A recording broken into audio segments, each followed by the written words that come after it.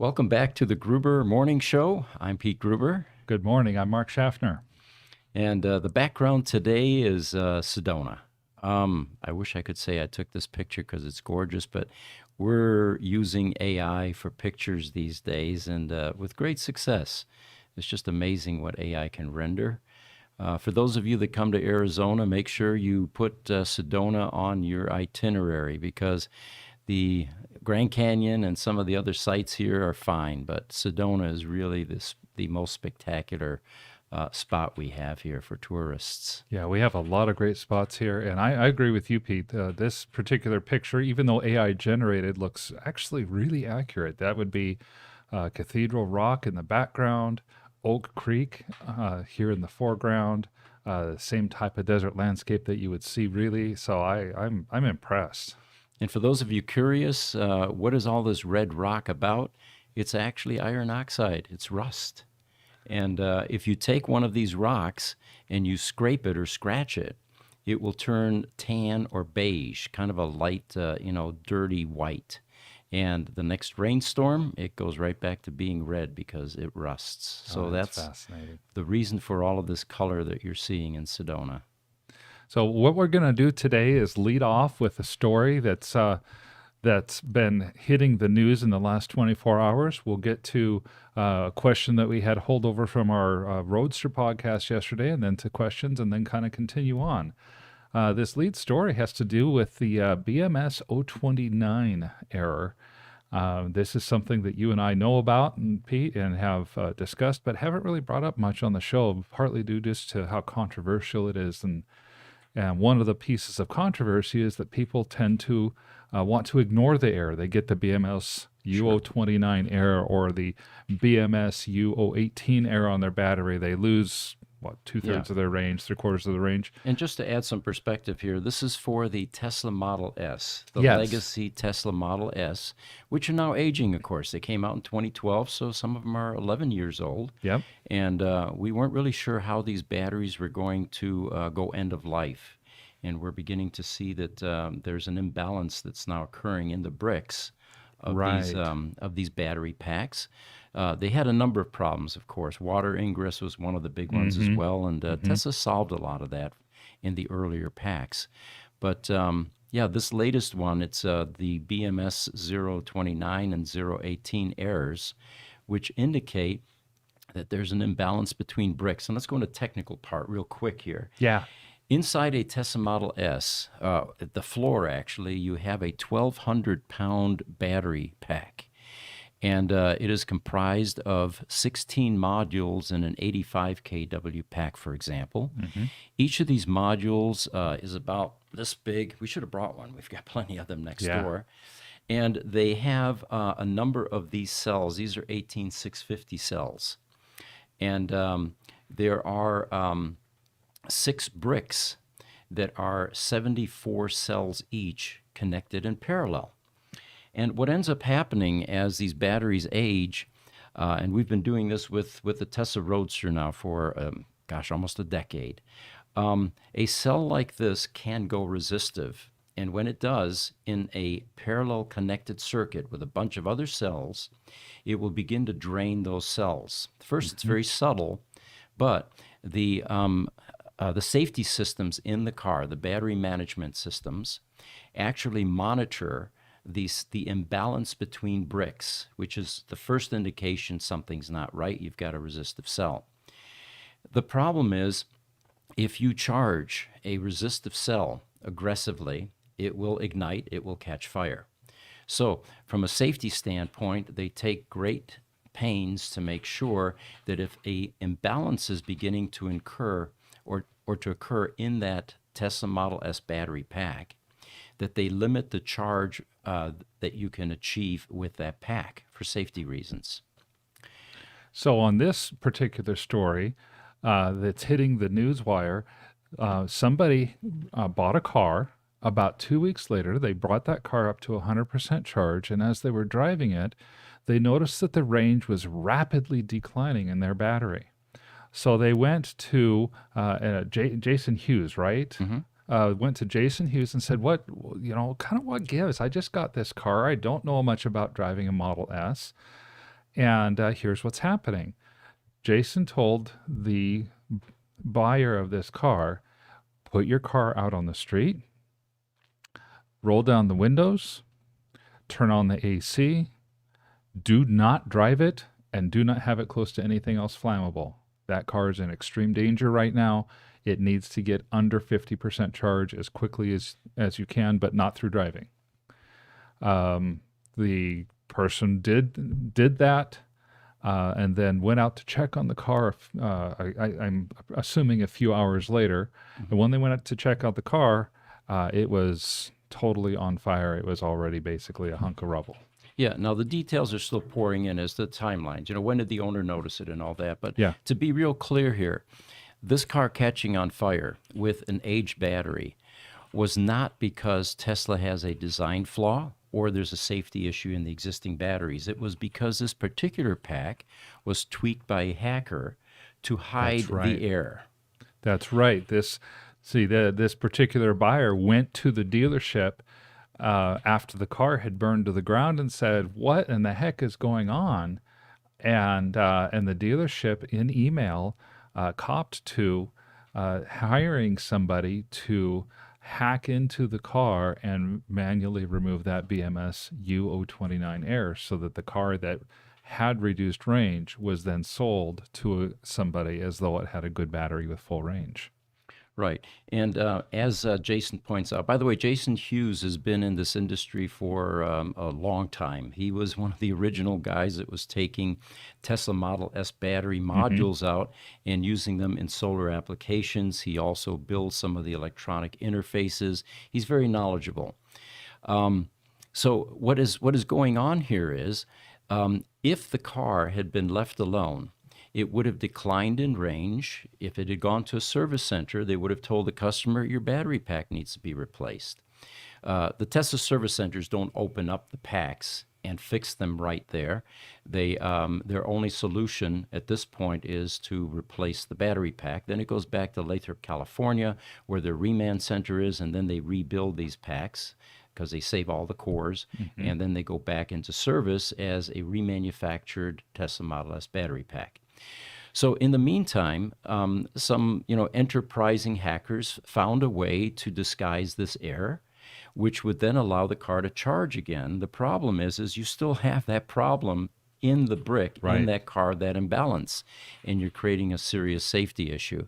Fortunately, until now, none of these cars have ignited, caught on fire, and burned, and this is the first one that we're aware of. Fortunately, with Jason intervening and alerting this new owner that they should not be putting that in their two-car garage because their house might burn down, leave it outside, get rid of that charge. But unfortunately, the car still caught on fire, and at this point is rubble, basically. The car would have eventually, after this software hack was done, would have gone back to reporting an error, but probably not in time to avoid this car igniting the way that it did. So the basic message here is, yes, there are people that can hack into that car, that can hide that error. And the analogy that I use, this is identical to the check oil light on your ICE vehicle coming on, and the wire gets snipped to hide the fact that there's a problem with your oil pressure. And of course, the upshot there is you're going to seize that engine. It's going to burn up. It's not going to last. Yeah, the best case that happens when somebody tries to override these errors is that the battery management system on a Model S, which is more sophisticated than the battery management system on a Roadster, catches it in time and reduces the range once again. And that's kind of the best case. Worst case is what we're seeing here on the news. So the alternatives, when you have a Tesla Model S and it is beginning to decline in range and it's throwing these 029 and 018 errors, there is a fix available for that. And that's something that a shop like ours routinely does. With Roadsters, we've been doing it a decade.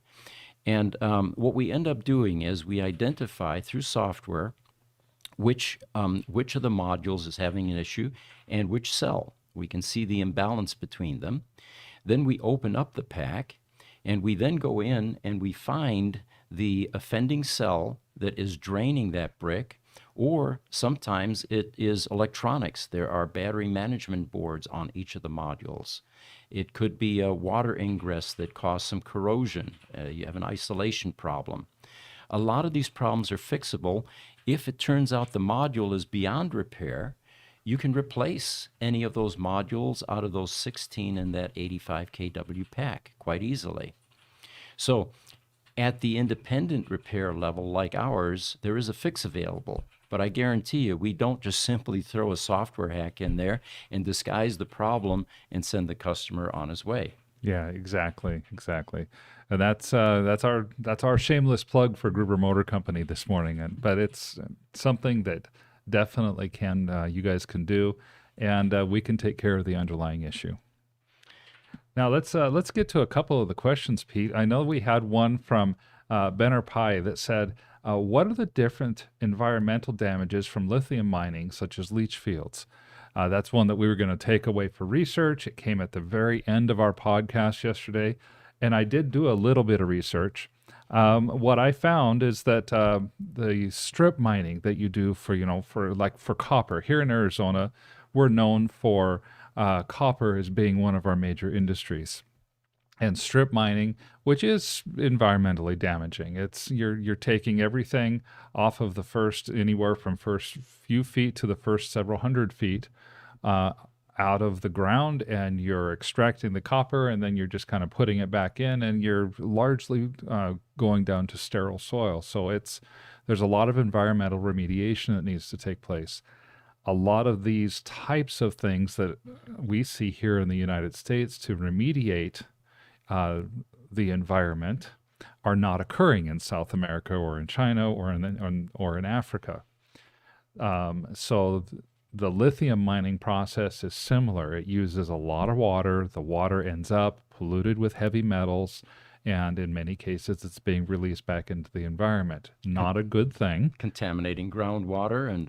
Yes, it contaminates groundwater. It uses hundreds of gallons of water to get just a kilo of lithium or a couple of pounds of lithium. So there are some legitimate concerns. The processes and technology to help mitigate this, I do believe, already exist as well. They're just going to have to be altered based on what's done for other strip mining operations for things like copper.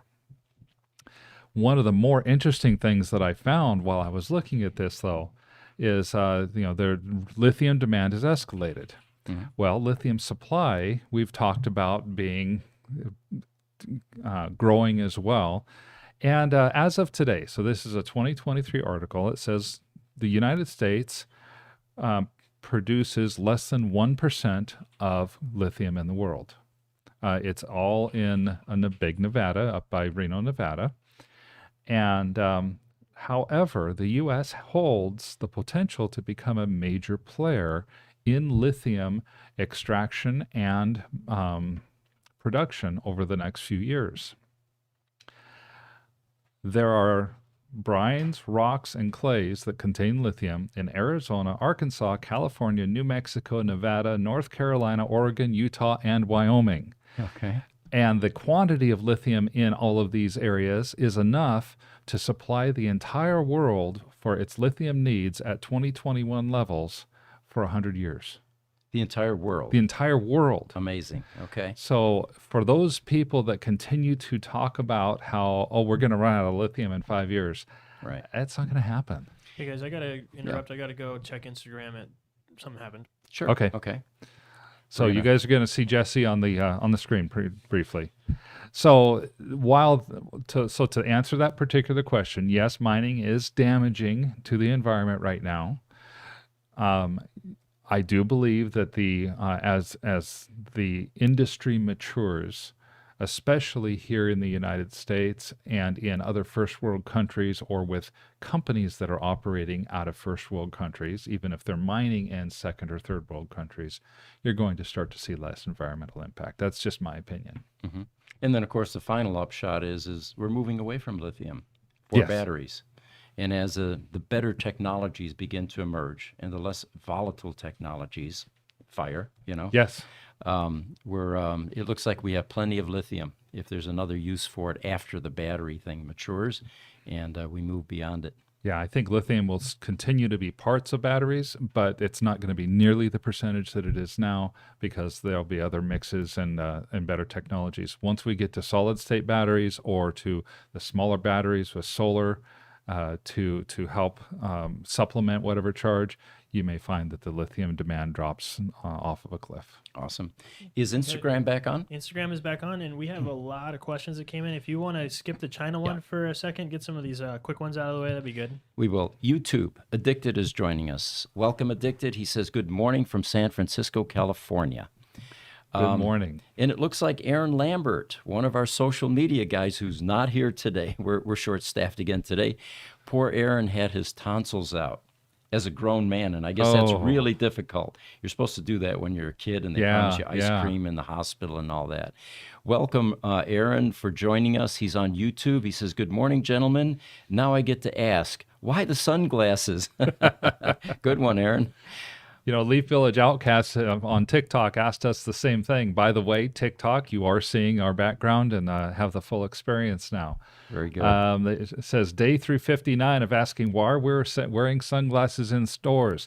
You know, Leaf Village Outcast asked us that same question a few days ago. So time must be moving slower for Leaf Village Outcast because back a few days ago, it was also day 359. Yep. And you know what? We're slowly converting the world. Have you noticed that all of our podcast guests lately have been wearing sunglasses? I have noticed that. Yeah. I have noticed that. And so Richard Beach, who also has commented, and welcome Richard. He's one of the other guys, comments to us and to Aaron.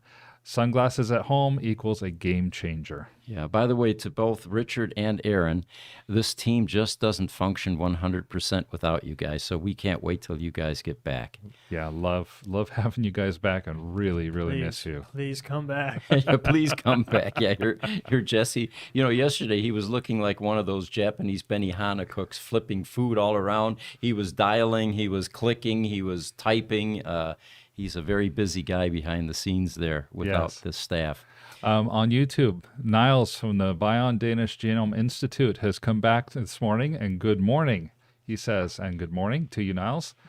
Does the Model S and Model 3 create a tar log file like the Roadster? You know what? Good question. It does not. It's not quite the same. It's how do you guys read the Model S's? With the Model S's, Tesla has their Toolbox utility tool. Okay. They have. We have learned recently, because one of our employees is a former Tesla Service Center employee, that there is a Service Center version of Toolbox and there is a Body Shop version of Toolbox, and they are different. I am much to my consternation.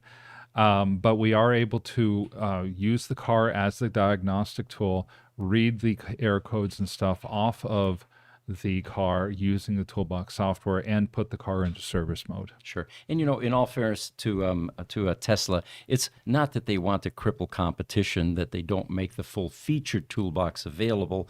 There are security issues, like key reprogramming. If you had the full capabilities, you could essentially, go out and steal Teslas. Yeah. So it looks like George is with us too. He's with the Watch Rich Rebuilds channel, or that's his moniker on YouTube. He's asking, can I change my battery chiller without programming issues? Plug and play. Mine's a 2014 S rerouted. I don't know. You know, we had a Model S in the shop yesterday. It was actually one of our internal Model S's, and it was a 2015. And I think they did that exact thing. They changed the chiller. And in that case, they sent the car out that afternoon and got the report from our manager, Greg, who had the car, that the car was performing as expected. It was the battery was getting hot, air conditioning was being rerouted from the cabin to the battery. And once they did the change out, everything went back, and I do not believe they had to update his software. The guys in the service center have a 75-inch screen up on the tribute wall by the T0, and they typically run our broadcast there. So if you guys are listening, and if you can chime in, we'd love to hear from you as to whether that question can be answered by you guys as well. Yes, please.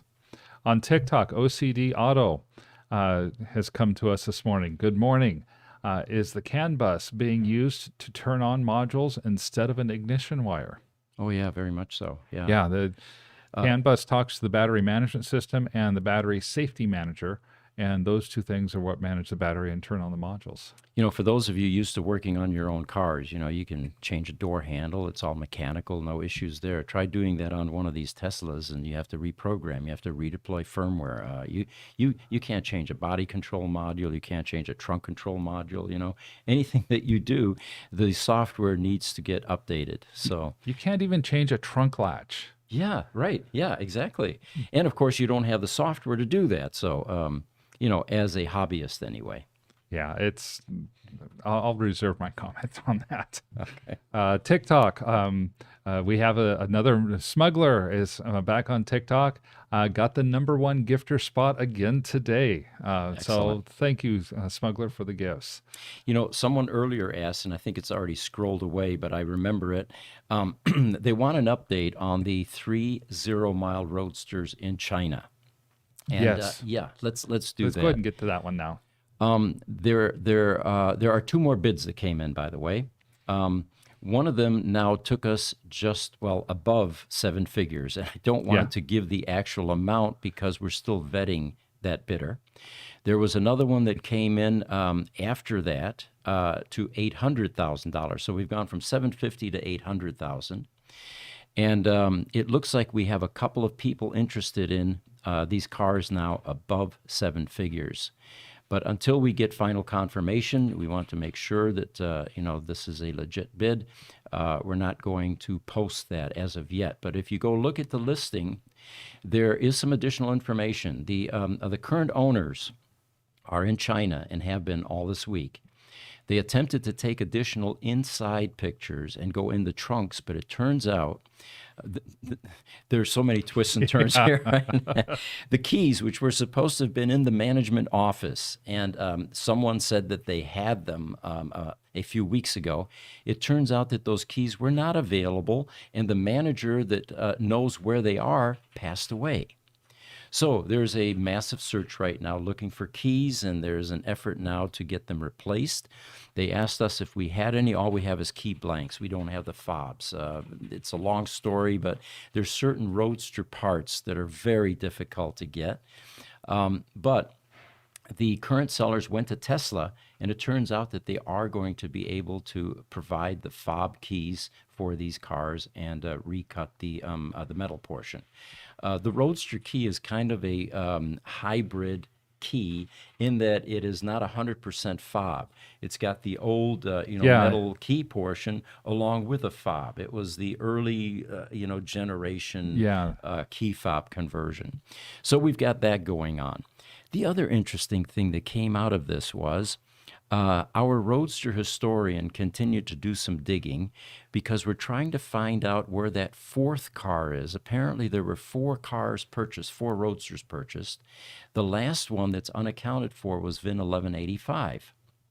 And it turns out that all 4 of these cars were purchased by a Chinese car company, the R&D department, and it appears that they were purchased for reverse engineering, so that they could build their own EVs. This was an EV. And of course, in 2010, if you think about it, today, Roadster tech is antiquated. It's kind of funny. But in 2010, this was a state-of-the-art EV. The Model S had not come out yet. So doing reverse engineering on Tesla Roadsters would have been quite appropriate in 2010. Oh, completely. So how did they end up there in sea containers and never reverse engineered? That's the other part of the story. Well, and now my own speculation completely would be the researchers might have gotten that 1185 Roadster, done a lot of the reverse engineering based on the number of parts that are in the containers, some of which are identified with VIN 1185. Right. And maybe they did do some reverse engineering on one of them and then decided they just didn't need the other 3, so they abandoned them. That could be part of it. The other part that plays into this is this particular Chinese EV car company went bankrupt during that time as well. Ah, okay. And of course, what you're saying makes perfect sense because they wouldn't have been interested in the suspension, the wheels, and the tires. They could have bought a Lotus Elise to do a lot of that, right? Right. They would have been interested in the power electronics module, which is not there, Yep. and the battery pack, which is not there. Yep. And then the modules, the VMS module, the switch pack, all the electronic modules. that are in the Exactly. car. And they would have wanted to get it as efficiently as possible. They're going to leave it in the frame because they want to see how it's put together inside the frame of the car too. But there's another mysterious element here. The chassis for 1185 has not yet been found. So it's possible that they stripped the stuff off, took it down to the R&D lab, did the electronics reverse engineering, and then because of financial difficulties, never got to the other three. There are a lot. It's going to be a great story to find out more about this. And It is still evolving, yes. And at this point, there will be some more bids that will be posted, and we hope to vet these other two bidders fairly quickly in order to get some closure to this. by all means, Smuggler on TikTok has chimed in about this as well. He's asking, "Are you all bidding on them?" Smuggler, I think I can speak for Pete here. This one ends up being a little bit rich for our blood at this point. We have other uses for any working capital that we have here. Yeah. So, OCD Auto on TikTok mentions as well, Dodge uses a software update to detect the Pacifica hybrid battery pack cell fatigue. It sets a code. That sounds very similar to what happens with the Tesla Model S. Sure. And, as battery technology continues to evolve and improve, eventually I'm hoping that we get battery management right down to the cell level. Yeah. Then when you get an aberration or a resistive cell, the software just simply takes it out of service. I learned something from our shop manager, Victor, just this morning when it talks about that. The Model S can take a module out of service from a battery pack through its battery safety manager. We have a couple of Model S's. One is his daily driver that he has, and his car has just 100 miles of range. And the reason it only has 100 miles of range when it would normally have close to 200 is that there's a module that's bad, that's out of balance to the point that the BMS has simply shut off that module, and so it runs on fewer modules. I see. Okay. I didn't know that until today. He was telling me that this morning. I thought, wow, if only the Roadsters could have done that. I was really proud of those guys yesterday. We had bought a Tesla Model S out of Texas that had a failed battery. And the owner eventually decided to not repair it and to simply sell the car. So we bought it. It arrived yesterday at 1 o'clock in the afternoon. By 4:30, when I went over to get my test drive car, because I usually pick up another car to test drive, they had already replaced the battery pack in that. But what stumped them was the firmware redeployment because of, again, the toolbox issue. We've got the body shop version, which is a scaled-down version of Toolbox. Yeah. So, but yeah, hopefully we'll get that solved fairly quickly. I'm very impressed with how they're doing with that, though. OCD Auto on TikTok. Great question that they have. It says, don't the battery packs mostly use iron? For the LFP battery packs, absolutely. The LFP battery packs are limited right now to the long-range single-motor Model Ys.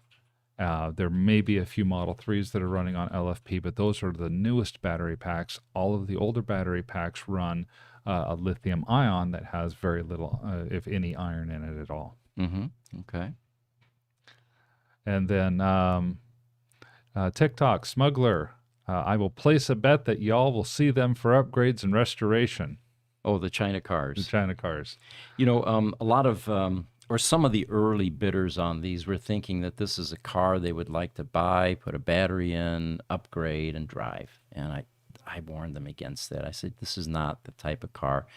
First of all, it's going to go well above market, which is beginning to prove, that assumption.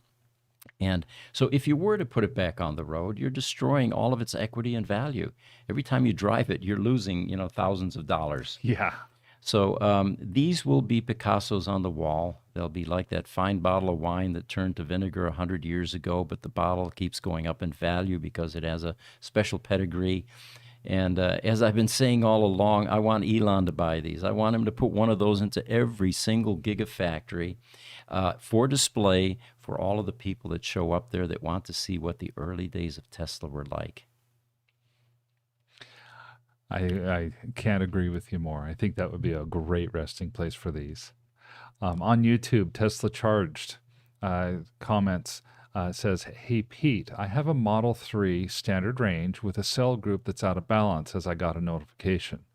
I've been watching it a few days. All the other groups are within a few hundred millivolts. What do you think?" Oh, okay. It's a Model 3 SR with a cell group.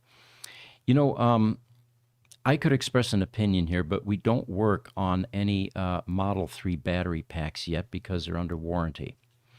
The few collision cars that we've done or the few M3s that we've had in have been typically upgrades that the Tesla Service Center wouldn't do, like the front trunk automatic opening or suspension upgrades or things like that. So we don't have a lot of experience with the Model 3 batteries yet. We did do some reverse engineering, though, I think a year or so ago on a number of M3 packs. Yes, there were a few M3 packs that we had out here. Yeah. It was actually just about a year ago, and they were being sent to an engineering facility, and they were going to be doing testing on them. Unfortunately, it was going to be destructive testing, but we were able to, with assistance, get those Model 3s those Model 3 batteries put into a state that they were operational. Sure. The other thing that we find is that each of these battery chemistries and technologies, like the LFP versus the lithium-ion cells, and they all have different parameters. Even within the Tesla Roadster, for example, the old legacy packs that came out in 2008 or so behave differently in terms of charging, discharging, recovery capability than the newer packs that are 80 kW. They were originally using in the Tesla Roadster 2.2 amp hour cells, 18650s. Then they went to 3.2 amp hour cells. And, even that change, even though it's physically the same size, represents changes in the way it charges, in the way that we can recover it, in the way that we can find resistive cells. It's much harder for us to find a resistive cell on a Model S or the later version Roadster packs than on the legacy packs. The legacy packs are very simple. Yeah. It's pretty academic. So, at this point, we don't have enough expertise to answer that question adequately for you. Now, Tesla Charge has come back with 2 additional comments, so I want to read them off too, and then we can respond. It says there's one cell group that's about 0.06 millivolts. I'm assuming that that's off about, that's out about that. And it seems to either be trying to balance over the past few days. The difference is dropping less than the other cell groups. And he also says that this particular Model 3 that he has is not under warranty anymore because he bought it as a salvage. I see. Okay. So he doesn't have Tesla's support for this. Then his question is, should I keep this at 100% to see what happens? Yeah. Don't know how to answer that either. I don't want to give you bad advice here because, again, the penalty is a thermal event. What we find is we like it when the cars come in and they've got a huge imbalance because those are much easier to find, like that Roadster that came in last week from Florida. Oh, yeah. This poor owner was losing 12 miles range per charge. She started 170. By the time it left, it was down to 30 miles, and she was literally, every time she charged, it was 12 miles range loss. We knew that by the time the car got here, it was going to be bricked, and sure enough, it was. We had to take it off with a forklift. That was a very quick fix. We identified, the first thing we do is we put them on life support, and then we gently coax that brick back up above 2 volts, because when these guys spend any time below 2 volts, you get a destructive chemical process that takes place. Not only in the resistive cell, which is already bad, which you don't care about, but in the 68 other cells that are connected in parallel in that brick that you're trying to save. So that sheet, by the way, is going back in the car, I think, today or tomorrow, Oh, fantastic. and that car will be driving again. So we like it when there's a huge imbalance because that's easy for us to find. When you get these subtle changes like you're talking about, trying to isolate that one resistive cell in a parallel connected brick is quite a challenge.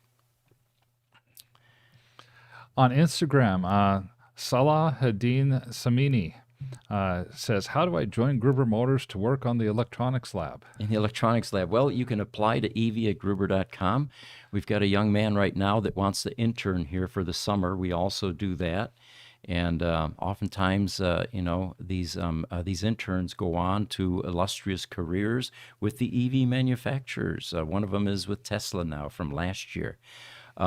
So yeah, we have internships and we also hire employees. We're always looking for good people. By all means, I know we had one gentleman intern with us for, I think, 3 months, and he's basically our lead roadster repair guy in the electronics lab. Mm-hmm.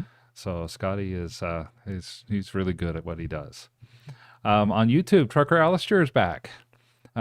He says the agents are back. Back today, yeah. Today, greetings from South Carolina. Sorry for missing the show yesterday. Always later enjoy. Yeah, these are all posted on YouTube for those of you that aren't familiar under the live section. And if you miss something, you can go back and review. And we also put timestamps. So if there's a particular topic you're interested in, you can go and check that out. The picture behind us, we should probably redo that since we get new visitors all the time. Sedona, Arizona.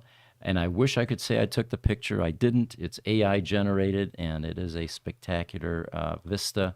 And like Mark was pointing out, that looks like a real rock, even though it's AI. Yeah, that's.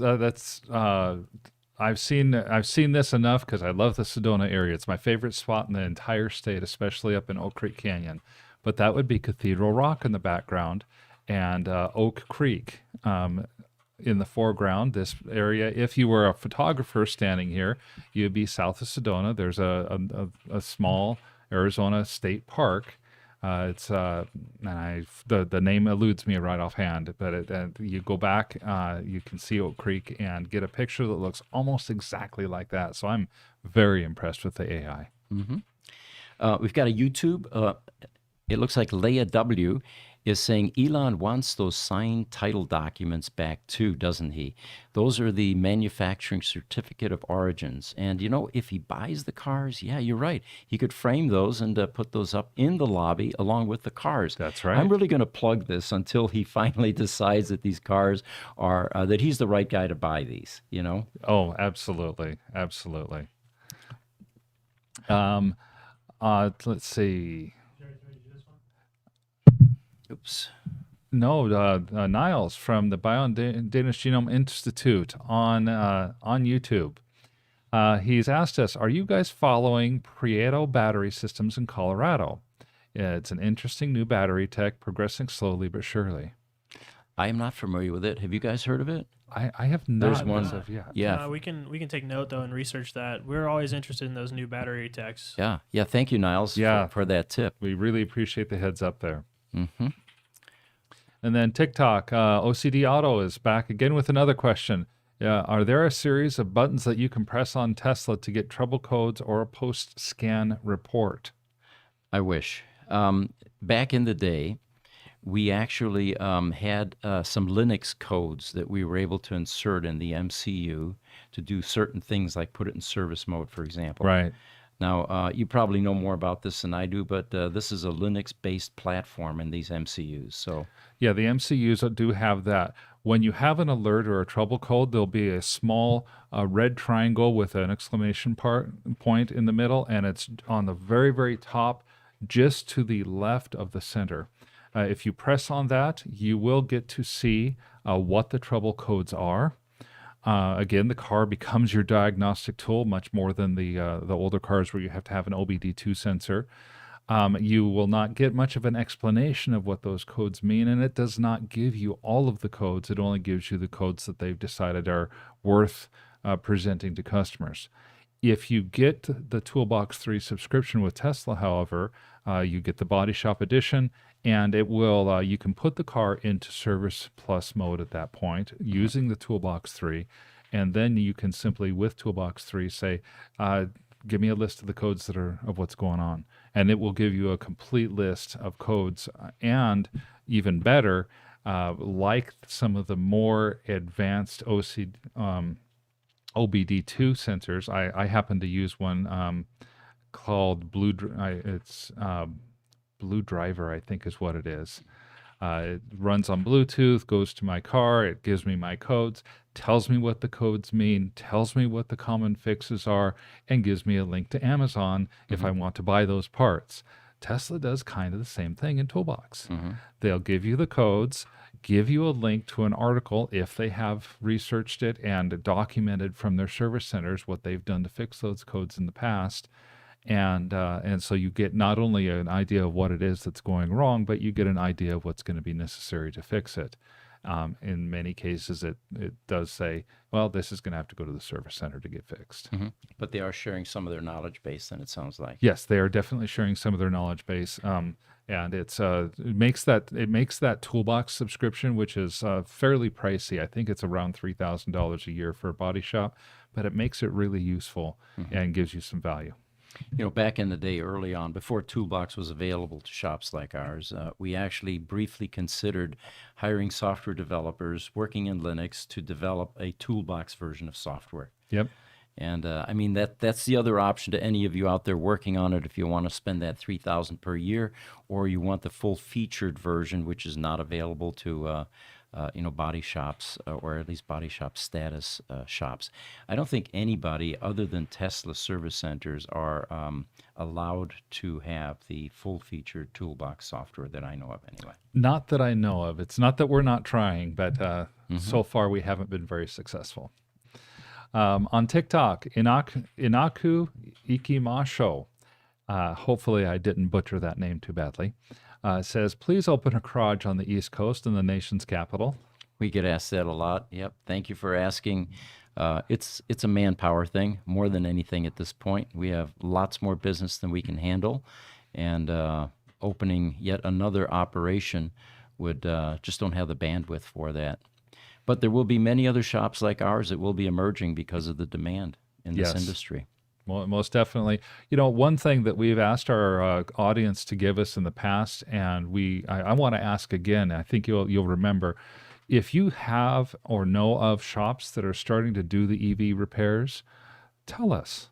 We'd be glad to put a listing of those shops out onto our website, grubermotors.com, because we feel like the demand is out there and the supply is not.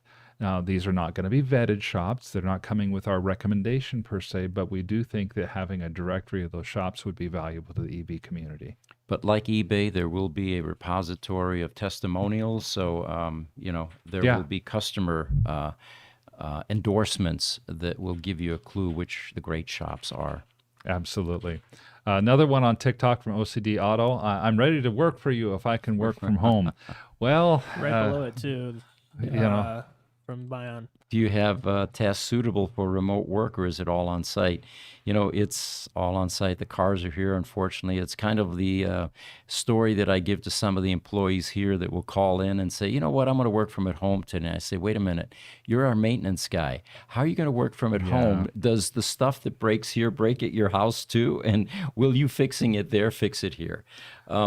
Certain jobs can certainly be done that way, but working in our lab, if we get into projects, though, there is a possibility that, like software development.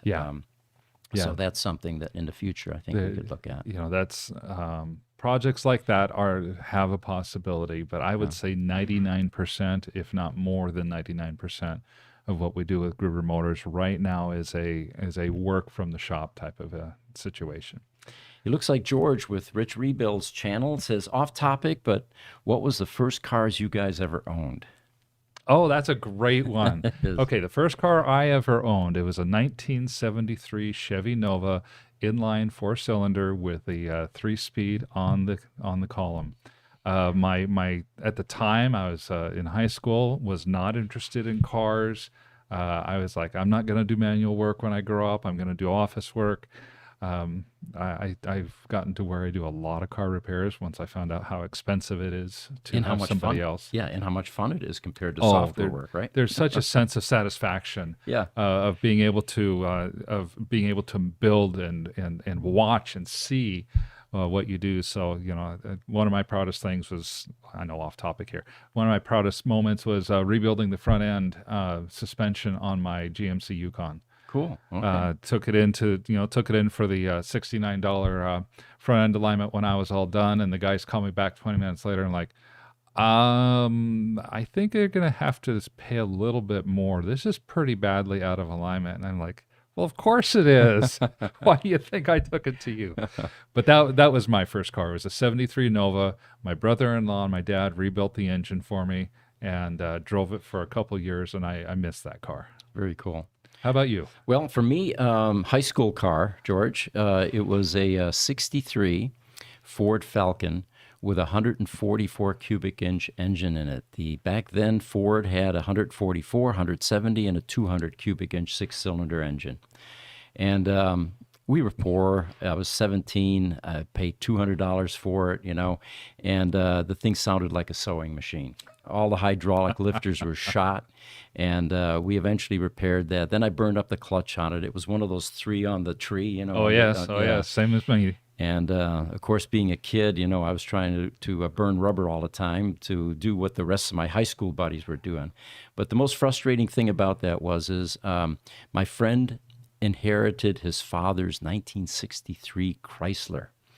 And this thing had a 383 big block engine in it, and he just constantly was able to, smoke me.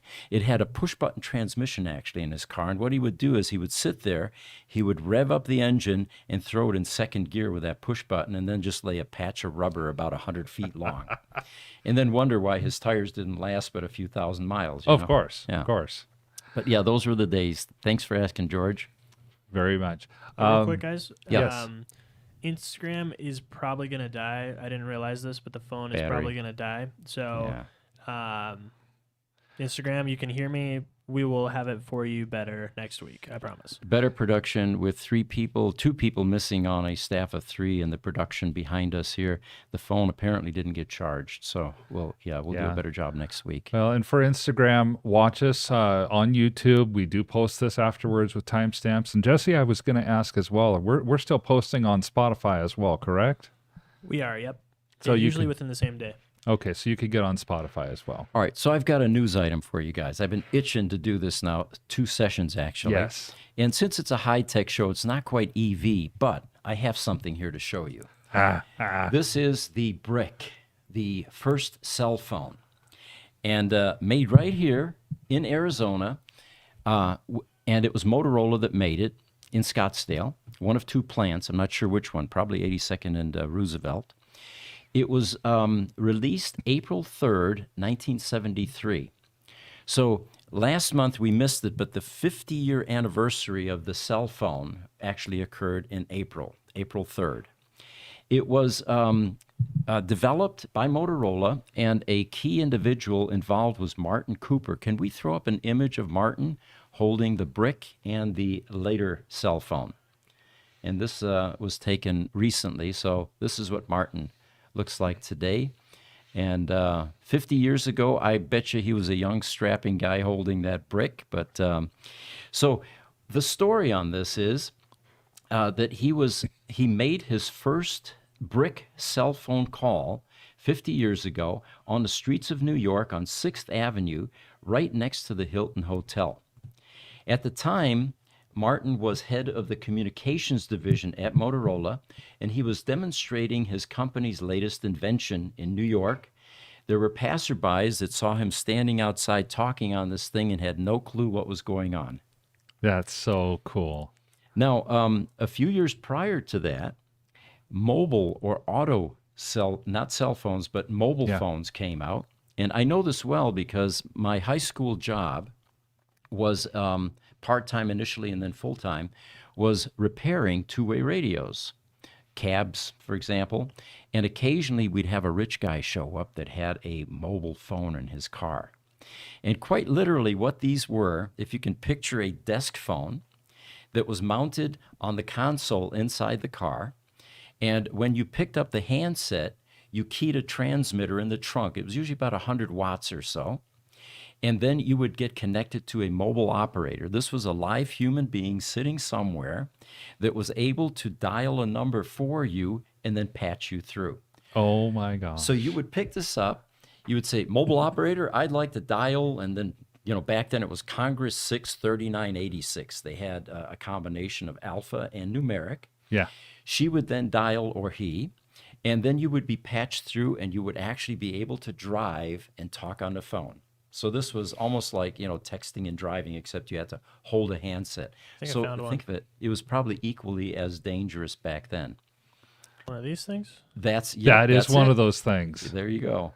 Wow, that for me that brings back memories because my father was an assistant fire chief in northern Idaho with a volunteer fire department, and in 1978 they put that phone in his pickup truck, and because this whole new car phone thing was out there, and he was volunteer. He had to, on one hand, he had a job that he had to work, and he was mostly in his vehicle when he did it. On the other hand, if there was a fire, they needed to get hold of him no matter where he was at.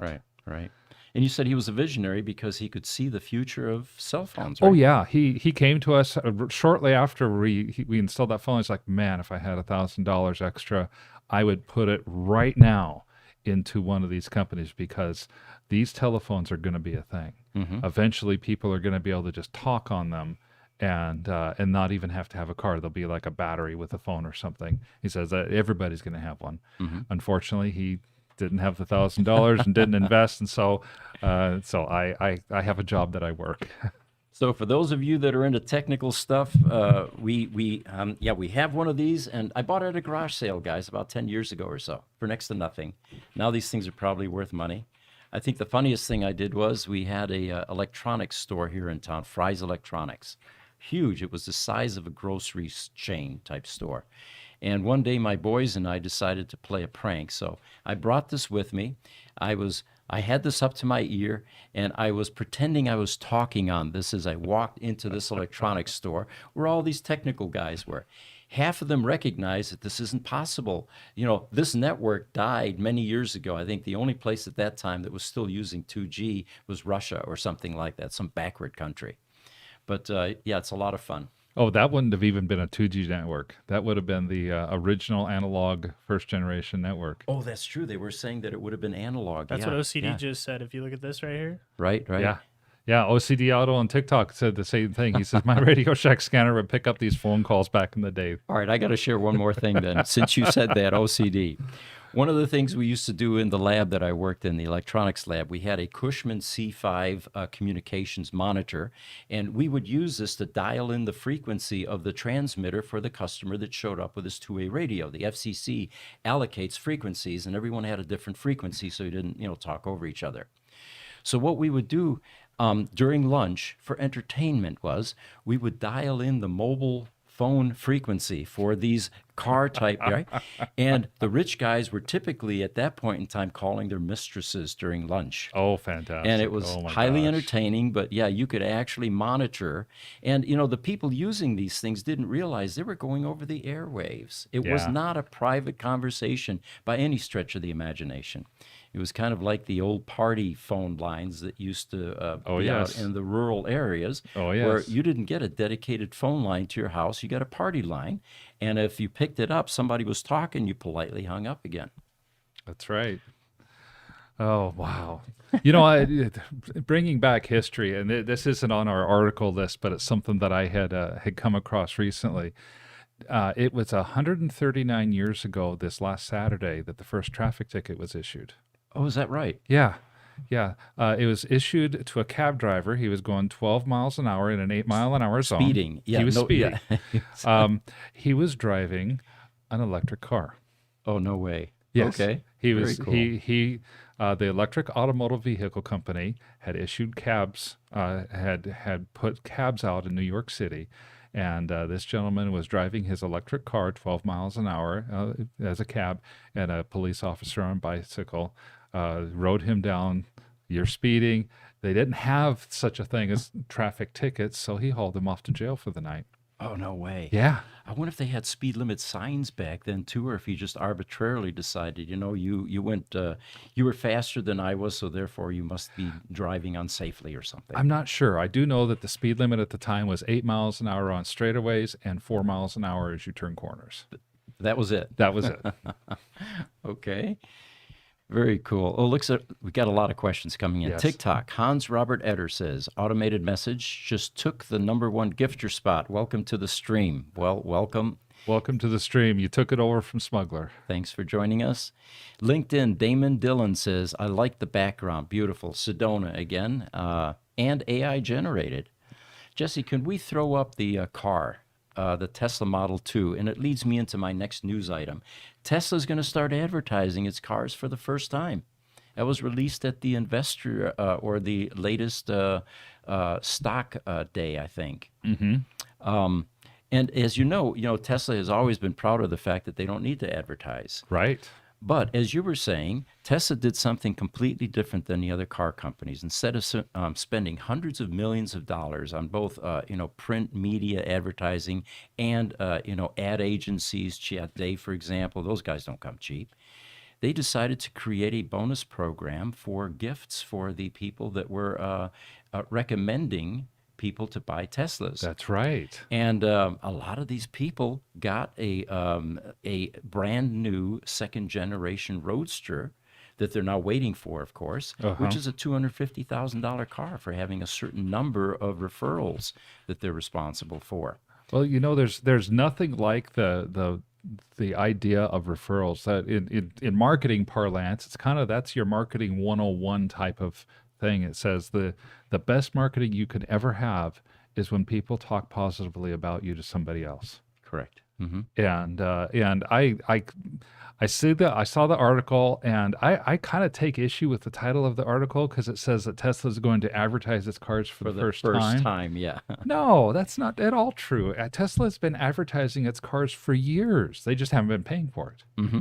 Right. Between the referral program, the master plan that Elon put out on its investor day clear back in the early 2010s, where he said, hey, our master plan is to create a car that proves that electric cars can be viable. And we're going to do this by creating not just a car, we're going to create a sports car. And this car is going to be faster off the line than other sports cars. It's going to have just as good a quality, but it's going to run on batteries. It's not going to run on fuel. And they did it. They created the Roadster. From there, they created. Guys, yes.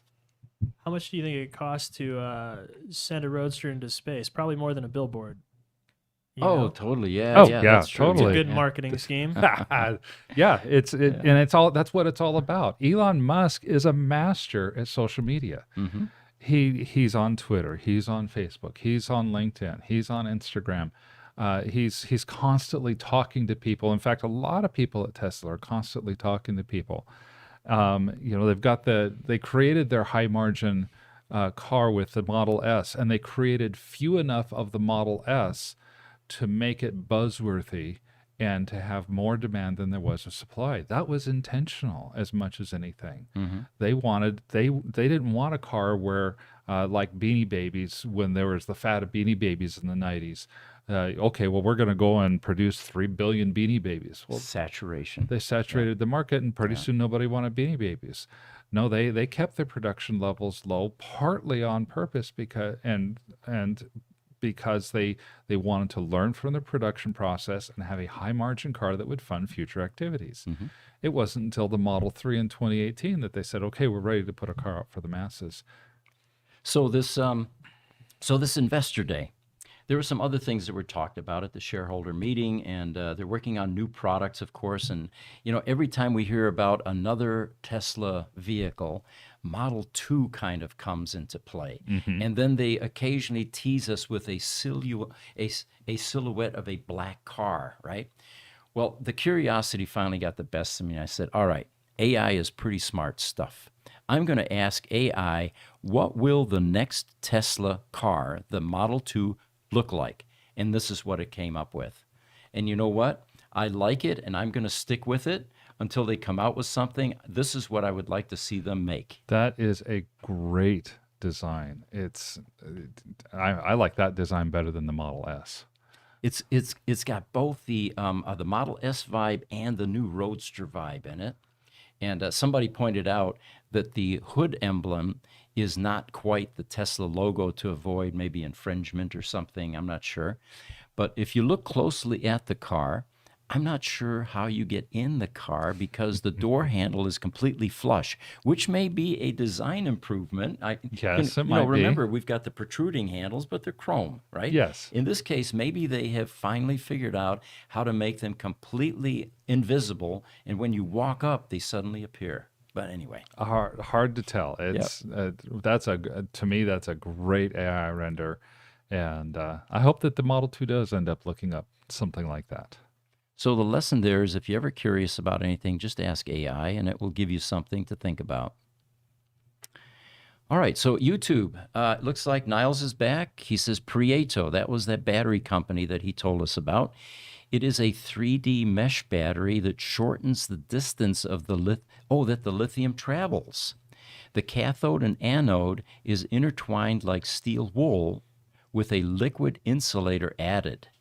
And they've been at this since 2010. Wow, that sounds like some really cool fascinating. high tech, doesn't it? Yeah, I'm gonna definitely look that one up. Mm-hmm. YouTube, George from Watch Rich Rebuilds channel tells us they do make a replica brick phone now that holds a SIM card that can be used today. I had no idea. There is a market for these. The geriatric group of our our population loves these push button phones. You get these smartphones, the fingers don't quite find the right, tiny little buttons and all that. I think this would be a hit. It would definitely resonate. It'd be nostalgic, and if you could park a cell phone in this kind of a case, you probably would have something that would sell.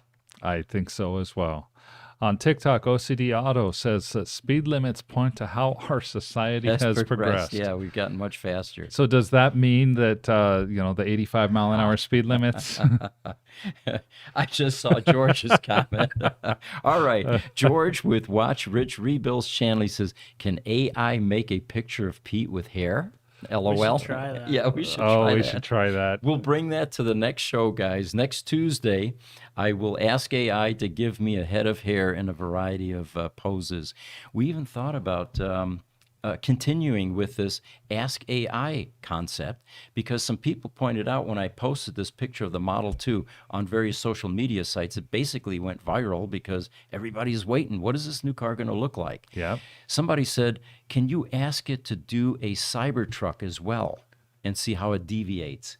And I did, and it came up with some really cool designs, which is what I've been talking about all along.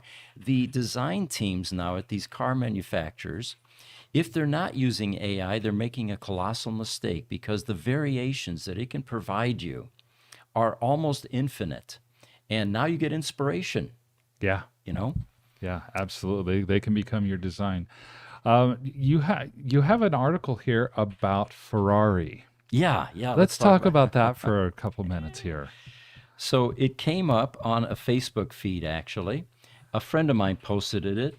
And the president of Ferrari, and I don't have his name here. We had him in an earlier podcast, but the tagline here says, and it's an electric article, by the way, Ferrari foolishly resists EVs, calls ICE an essential part of the company's heritage. Now, as I pointed out to my friend, let me just read you to this. Yeah. All right. So he says, Then, of course, I commented on this and I said, well, a powerful brand like this, I wasn't sure how they were going to transition because they make colossal engines that make automotive music. And I'm talking about V12 engines here, finely tuned V12 engines with a visceral process going place with gear shifting. And how do they pivot into a silent world? Lamborghini, Ferrari, any of those hypercars, it's not just the engine or the chassis.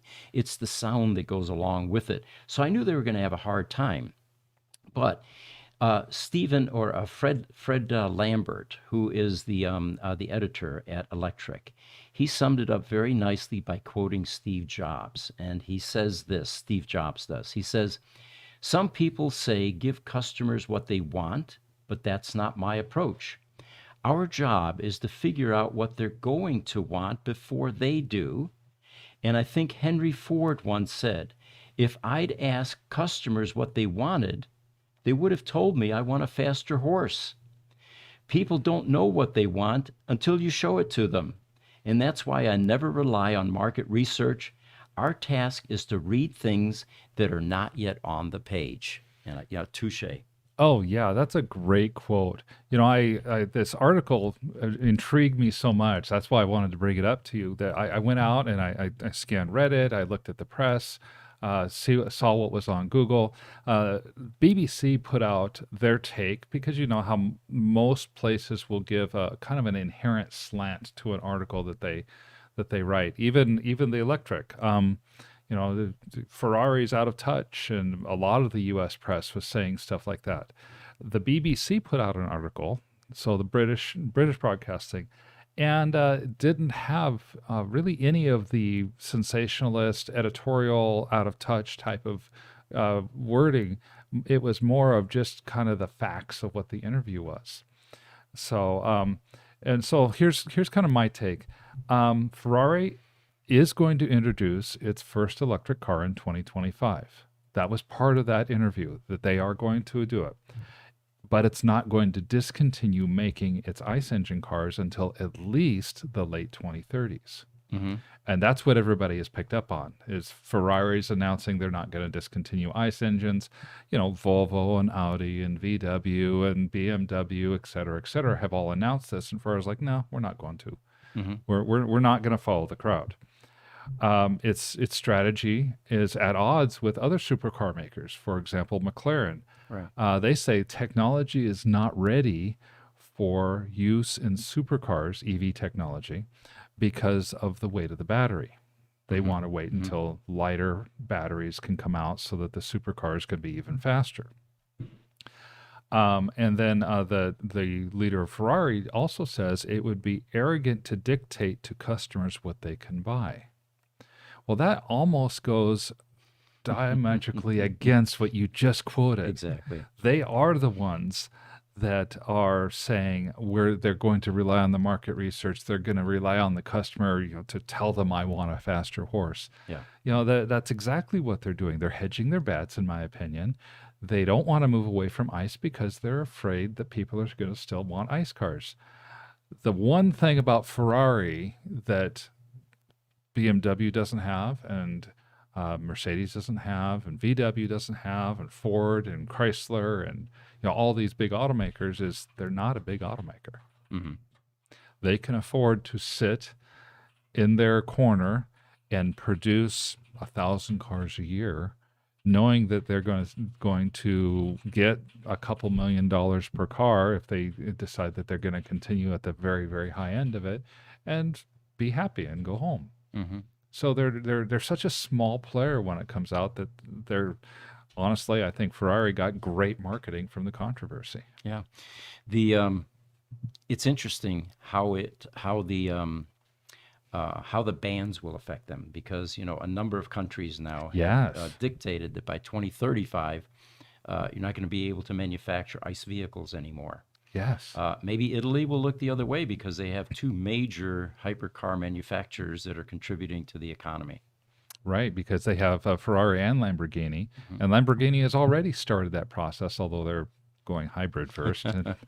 But it's we'll see. I think Van Goatwagen, who has joined us now this morning, and good morning, he talks about it too. He says Ferrari seems to be in touch with their customers for now. For now, yes. Good. And point. I like that for now part. I really love that. Real quick, guys. Yeah. Just a slight correction. You said they won't be able to manufacture. We just want to make sure we say that 2035 is a ban on new fossil fuel sales, effectively banning the sale of new petrol and diesel vehicles in the European Union. So I don't know that that's specific to manufacturing, but you cannot sell them anymore. So you can make them, but you can't sell them. Yeah, unless you find markets around the globe where you can continue to sell them. Yeah. Okay. Possibly. All right. Thank you for that update. I wanted to announce to everyone that next week, Thursday, we're trying to make Thursdays our guest spots. We have a YouTube influencer that is extraordinarily knowledgeable, well connected. His name is Farzad Mesbahi, and he will be joining us Thursday next week. He's been on. He's collaborated with a number of people that are already in the space, such as Sandy Munro's team, and I think it'll be an interesting interview because we have a lot in common. We're in the same space, and Yeah. I really enjoy Farzad's perspective on many things. I'm really looking forward to this particular interview. I think it's I think the time is just going to fly by with it, and there's going to be so much to talk about. For those of you that want to check out Farzad before he comes on our show next Thursday, it's Farzad, Farzad, Mesbahi. And if you look him up on YouTube, he's got 500 videos or something like that already. Very much into robotics too, which surprised me. We're looking forward to talking to him about the future technologies and his take on it, and how the world will transition into these new technologies. By all means, by all means. Well, Pete, I think we're getting close to the end of things here. I think we're wrapping up here. You bet. Any final questions we want to tackle? It looks like TikTok OCD Auto says Skynet. He was referring to all of the AI in the future. You know, Skynet is, Jesse, correct me if I'm wrong, I believe they're the company for the Matrix. Ooh, actually, they are the company that Or was it the Terminator? Terminator. Terminator was Skynet. Okay. Oh, So they, end of the world AI apocalypse. Okay. Yes. All right. Yes. Gruber Motors Shorts. That's going to be probably Richard. He says, I know of an AI app for that. That actually gives Pete some hair. Yeah. Well, you know what? It's much simpler for me, guys. I really don't need AI because all I have to do is bring in my high school picture, and I had plenty of hair back then. Oh, we've got to see that next week. We've got to see that. It was somewhere along the way in life that it began to recede and disappear. And I loved your glacier analogy that you were telling us up in Alaska, how the glaciers are receding. And while you were yes. saying that, if you remember, I just noticed my hair doing the same thing, you know? Yes, I do remember that. I do remember that. On George from Watch Rich Rebuilds channel says, do you guys sell Gruber Motors shirts? I don't know that we sell the Gruber Motors shirts yet, but we do are going to be selling the sunglass cases. Yes. These are top grade leather sunglass cases. You've got Pete's signature on here with the Gruber Motors Company logo. The first 100 people who buy them are going to get the signature series ones. And then for those people who want as well in the future, if you want to match the VIN number of your car to these sunglass cases, you'll have the ability to tell us. And these are being custom built and engraved for Gruber Motors. Yep. So stay tuned with those 3 Roadsters. They will eventually sell here. And as the stories continue to come in, these cars seem to have a never-ending story line. So keep an eye on that listing, and eventually we're excited about having them come here. First of all, Oh yeah, being able to do that archaeological dig into a piece of Tesla history, and then of course as they continue on their travels to wherever they're going to go once they're purchased, and what they purchase for. by all means. And for those of you who weren't here early. Right now, the bid's at 800,000. We have potential of a couple bidders that we're vetting out that are going to be into the 7 figures, but we're not going to announce the specific amounts until we kind of get that vetted out. As of right now, the deadline for bids is end of day tomorrow, but that really is up to the seller, not up to us, if he wants to accept bids after or not. Exactly. And those of you curious about who's bidding, we do not disclose the names of the bidders. That's a confidentiality issue, but we certainly do disclose the amounts because that's what makes the bidding go up. So, well, couple of comments just here to close things out. First, Smuggler says you could always wear a wig. Yeah. Davil on YouTube says, what a great show. Thanks. And thank you, Davil. We appreciate your support. Also, George from Watch Ridge Rebuilds channel says thanks, guys. So we look forward to seeing you guys next week. Tuesday, 10 o'clock. Wednesday, we've got the Tessa Roadster podcast, which is really coming into its own. We've got an international audience for that. And then again, Thursday, we've got our special guest, Farzad, and that should be an interesting one as well. So again, thank you for joining us. Thank you for watching, and we'll see you next week. Thank you. Have a good day.